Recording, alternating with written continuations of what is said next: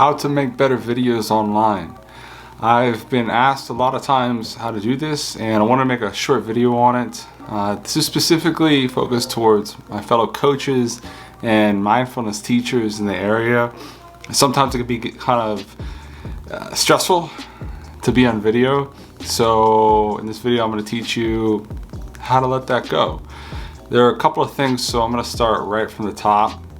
Just knowing your intention as to why you're doing it. Being on video is a lot like public speaking, and the best advice I ever got for public speaking was, it's not about you, it's about them. So really thinking, how can you be of service to your audience and how you can help them.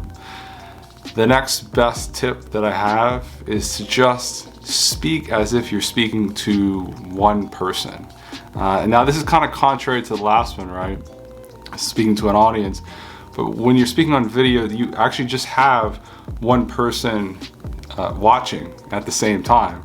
So just talk as if it is just another person. Are you ready for the third tip? This is one that I was taught when I first moved to China, and I had this roommate who just hated me, and I didn't know why. And I was one of those people who just thought everybody likes me. I'm a likable guy, right? But this dude hated me for no reason. And I got back to America visiting, and he said, Brandon, there's a Brazilian phrase, not even Jesus could please everybody. And that really stuck with me. So whatever you do, whatever you put something out, there's gonna be somebody out there that they're not gonna like your stuff. And you might be saying, well, I don't wanna make anybody mad. Well, it's always risky making a video. It's always risky opening your mouth. But you know what's more risky than that? Keeping your mouth shut. The last tip that I have, and I always try to make these videos very, very short and digestible for you guys, is, and you know what I'm gonna say, cultivate mindfulness. Today I've practiced for about 45 minutes of meditation. I'm not saying you have to do 45 minutes of meditation. Maybe if you're a meditation teacher, yeah, you probably practice a lot. If you're a coach or trainer, you probably practice as well. But some sort of mindfulness practice is gonna help you feel more natural on video.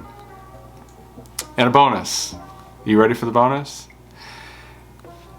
Execute, execute, execute. All these tips, that's like 10-20% of it, but the best advice I can give you is just doing it over and over and over again.